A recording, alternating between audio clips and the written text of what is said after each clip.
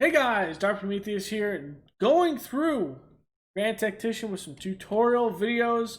Next up is going to be the top tabs of strategy, military, finances, policies, production, and goods and trade. Kind of like how I've figured out how certain things work. Then we'll go over uh, army stuff in the next episode. So, going to the tabs. Obviously, this is going to be different. And like each campaign you start, you'll have different commanders because different years, things like that, different stats. Generally, as everyone has objectives, the North is break Confederate morale, which is win the campaign. The South has break Union morale, which is essentially get national morale to 25. I think it's a little easier, and I know they've talked about actually vamping this over time and doing some tweaks to national morale. But I can generally get national morale down just by winning battles. And I feel like that should not be the case, and I think they're going to be looking at that in a future patch. So that's one thing. Just remember, if you're looking for a long campaign, I don't think any of the campaigns are there yet. Just be wary of that as you take down armies. That national morale is going to go down, and then as you take cities, the national morale will also go down, especially if you hit one of these. Like capture the capital, I think it's minus 10 to national morale. Let's see. Minus 20. So that will actually put them down to 70. And then if you keep on winning battles, 25 is the threshold to win. Invading the Confederacy, even though we've already invaded, there's some weird things like this in the 1862 campaign. We've already invaded the Confederacy, but this one isn't picked for some reason. So, win the first major battle. Even though there are battles that have occurred, I think you can still get this win first major battle. Maintain support above 60 is a unique one for the Union. Pretty much you need to maintain it above here to keep the Republican majority in Congress. Capture 10 forts. This is one unique to the Union. Control West Virginia. Cut the Confederacy in half. I think what the Confederacy has is take Missouri and take Kentucky. For West Virginia, you just need to control for the Union to get West Virginia to secede. Is you need to take Wheeling, Grafton, and Charleston, I think it is. And West Virginia will secede there. And then of course you can't have any armies in that area. To get Kentucky to secede from the Union, you need to grab Louisville and make sure no other armies are in Kentucky itself, so you need to expel the Union North. For Missouri, you need to take St. Louis and expel all Union armies out of Missouri, and they will become a southern state. Also, you can take some of the policies outside that make states start as Confederacy, like I think it's Missouri is a slave state. I think one of them is, in which Missouri will actually join you. I don't think not taking the Virginia one stops Virginia from actually joining. So I think they become it, but it increases the support in Virginia, which will then increase your ability to recruit from Virginia. So remember some of those things, and we'll kind of go through those in another one. I want to resolve that. I thought we were paused. I guess not. But yeah, so that is how you get those to succeed there. If I have to restart a campaign, so be it. I'll restart. if I have to. So the commanders, I don't think you can change even as you go through the campaign, or I'm not sure if they change over time. So I have not taken a campaign far enough to notice. So maybe I'll have to worry about that more. National morale, you have national support. Morale of armies. This will, as this tanks the morale of armies, you will start getting deserters. So beware of that. National support will mess with your recruiting number, I believe. Watch out for that as well. Plus, it may force you to actually invest in civil order to ensure there's no uprisings. I'm not sure if uprisings are in the game. I've never had national support go down low enough to figure that out. So, if you're loyal states, it tells you how many states are loyal to each cause. Men fielded. Remember, this is the men fielded that includes both armies and forts. Any men that are fielded in forts. Navy tonnage just tells you the tonnage. You won't know really how many ships the Union has or the Confederacy has. So this just gives you the weight. And as you look at, they're going to fix that next patch as you come out. It's paused, I think. You're looking at military, and you look at the fleets. The size is just large. Say when you want to build a new ship, it doesn't have a tonnage assigned to it. It just says small, but it goes off what this size is. So how much tonnage really you have or the Confederacy has or vice versa is difficult to really figure out. Military experience is really more so battles. You can get military experience. I do not think you get passive military experience, such as if you're sitting down, camping out, drilling. I don't think you get that. That would be in training. So you don't get that, but this kind of gives you an idea. If you have the training here, their training as well. I'm not sure an army that has seen a lot of combat.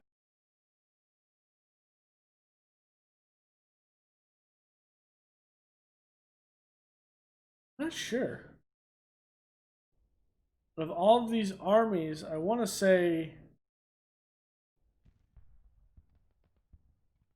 prior. I want to say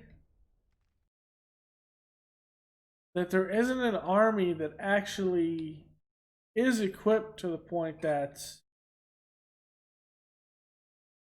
they have huge experience. Yeah. So that's hard to determine there, how training goes up with battles. So I'll have to pay more attention to that.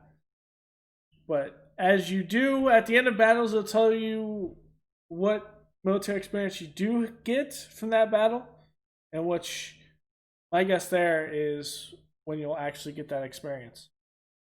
How many battles have been won at this point? Total casualties from battles and European relations.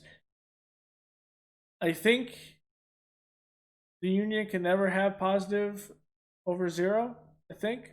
I'm not entirely sure, because as a Union, I have not actually played a campaign as a Union. So, really, when it comes to European relations, you want to worry about that as the Confederacy, as they can come in and assist you. Next one is military tab. We're going to do this in another video, but kind of general overview is here's all your armies. It also has forts in here. So this is where you'll be able to recruit, things like that. Next one, finances. So these are the ones over here at this tab. As you can see, we're already in a weird place. The numbers just went strange. So Remember, you're really just always playing while you're in debt. So don't be alarmed when this number is this drastic, because you're essentially playing always in debt. So remember that, because the recruitment is so ridiculous. So I normally just auto manage finances and not worry about it, but you have sliders. I normally just jack up politics all the way up because that'll give us additional policies, which we'll look at here in a bit.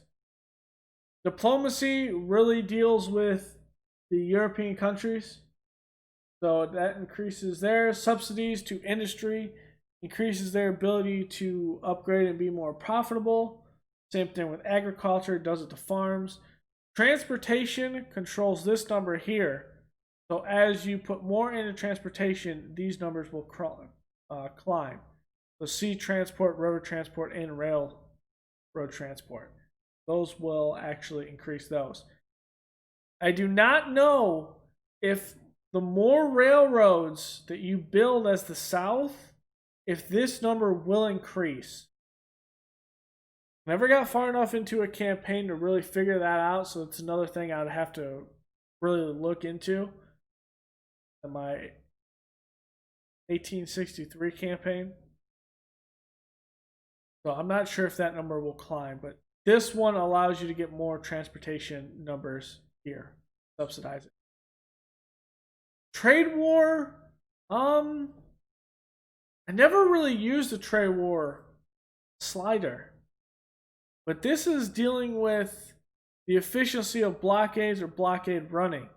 So this is important for the Union to increase your efficiency of blockading if you don't have the ships yet. And as a Confederacy, this is really a must-have. But again, I just go auto manage finances. So recruitment, this, as you increase this will increase your recruitment pool, recruits, and then civil order obviously deals with unrest. This kind of gives you an idea of the economy. Right now, the current economic cycle for the Union is economic recovery. I have no idea if it influences demand, private income, and interest rates. Okay, that's interesting. So that will actually help you with income tax, sales tax, tariffs, things like that. That's what these sliders are. Who has the public wealth? So in this case, the high income earners have the high wealth. Actually, the average income per capita. Okay. There it is. Low unemployment rates and high levels of consumer goods support high personal incomes and therefore high tax revenue. So that's how you can kind of increase your taxes. I've never really messed with this, so maybe we'll mess with this in another campaign. Really see how the economic stuff works. Unemployment. I'm not sure if 8.3 in this game is high. I know in real life 8.3 is high. It is very high, at least in our standards. But what I'm guessing you can do is you can get the industry to upgrade. As they upgrade and build more facilities, the unemployment goes down. The unemployment goes down, the wealth goes up. The wealth goes up, you can do more income taxes, your taxes go up. So that's generally how it works. That's what I'm saying. This is debt of the nation, so loans, which you will play an interest rate, which is over here in interest costs, and your credit rating, which you can increase your credit rating, which will be how much interest you pay. So as for the tariffs and stuff, I've never actually messed with these sliders. These two require policy. Have that. Then we can actually see Confederacy likely started recruiting or did something upgrades and slowly in economic recovery.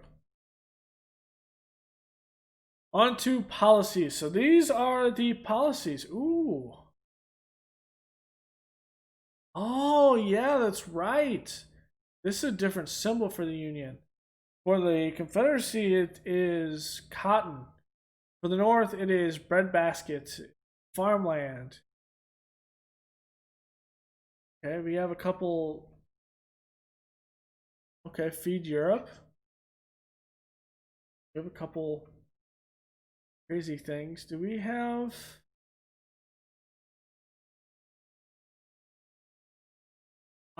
So in the Confederate line, abolishing slavery is down the industrialization. So they want you to do it as a union fairly quickly.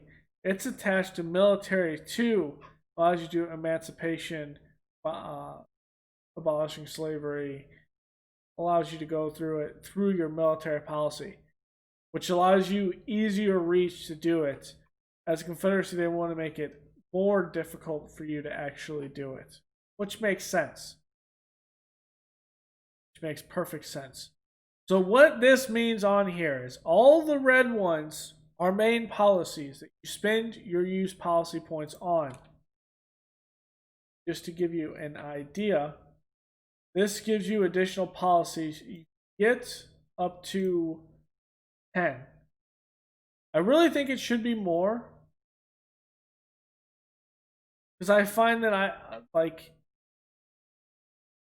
I find that you can only do a certain amount, and I guess they want you to pick and choose. But as a Confederacy, you're really hampered in, should I go with intervention? Do I go industrialization? I already got 2 points, like the Union already has 2 points here. Confederacy already has 2 points into cotton. Do I go down into funding? Like, there's a lot of questions on there. So the red ones spend these policy points. The blue ones you could really think of as minor policies. They do not take policy points, but they have effects. So, for example, the Tariff Act allows you to put tariffs that we saw on the previous screen. It allows you to have a slider that allows higher tariffs to be put. I'm not sure what the base is, but it increases it to 50. So all the blue ones are minor policies that you can take. Now, in this aspect where you have two that go across, you need both policies. Here, you need both policies. In this case, you can go all the way down. You can go all the way down. Grab this. Military 3. Go all the way down here. In this case, you need to take 2. Boom. And then to get this last one, you need 3 to get that. Here, you can just take it there. So you kind of get the idea here is the blue ones are the ones opened when you unlock the red ones. So, gist of it. So here's the production. And this kind of runs all in the background of itself. But this gives you an idea of kind of workforce, the value, what your corporate tax is. Right now, we don't have the ability to do corporate tax things. But if we were to corporate tax, this is corporate tax, what we'd get. So obviously, mills here in Indianapolis doing good because their efficiency's up. As their efficiency's up, they get upgrades, things like that. They'll get better and better, which will give you more income, which will then push up your value of production, your efficiency. It'll increase your workforce, it'll increase your profits, so on and so forth. So essentially from here, it will give you an idea. Here's where you can see their building level. Here at the mills in Indianapolis, building level 2, it's condition 100 because it's not being rated. Here's its efficiency. Over here at Evansville, it's just a 1. So you kind of get the gist of that whole thing. And these are the value of that particular place. So you kind of get the idea of how this goes. This all runs in the background. You of course see what Great Britain's is, Spain's, France, the Confederacy. Kind of look at everyone's. Because mind you, you're still actually bringing in off-map supplies, Great Britain, Spain, France, and Mexico. And then goods, same thing here. Kind of gives you the average price. So for artillery, you're always bringing in artillery, things like that. This gives you an idea of how many pieces you have in stock. 8,877. So you can, the cannons that you do produce, that's how many you have in. So I don't think it changes to where the point where you have like 800 of this piece and 1,000 of this type of piece. This is just an arbitrary number, how many pieces you have that you've produced, and in your recruiting and your upgrading, your military portion, when you select one that you produce, this number drops. That gives you an idea here, which is the same thing as number in the markets. It'll tell you how many are in the depots as well, and then how many are on demand, which is essentially how many you've bought and how many they need to put. So right now, this is the number in stock in the markets that you have to buy this price. You have done in depots. It pulls depots first. As you upgrade troops, as you bring in cannons will come in as 6-pound field guns, let's say. Then when you upgrade them, those 6-pound field guns go in the depot. So as you recruit 6-pound field guns, it will use the number in the depot, then the market. But the market number is arbitrary. It's not just one set of cannons, if that makes sense. Your depots will be one set of cannons. Artillery ammunition, obviously you need it for ammo, bricks, bronze, clothing, uniforms, coal, blah blah blah blah. As you see, some of these there is demand. This is the demand needed, so you're always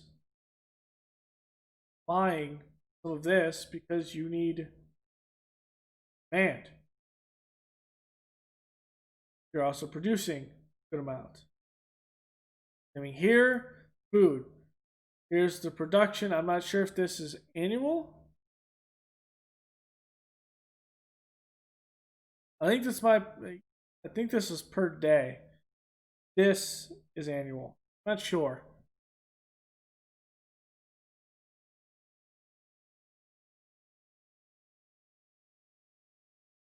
But all of this runs in the background, so as you conquer more things from the opposing side, these numbers will go up. And as these numbers go up, you can actually upgrade more and more things. So the biggest things you really have to worry about: weapons, really artillery, which will show up if they're in a depot. It'll show up. Let me find a.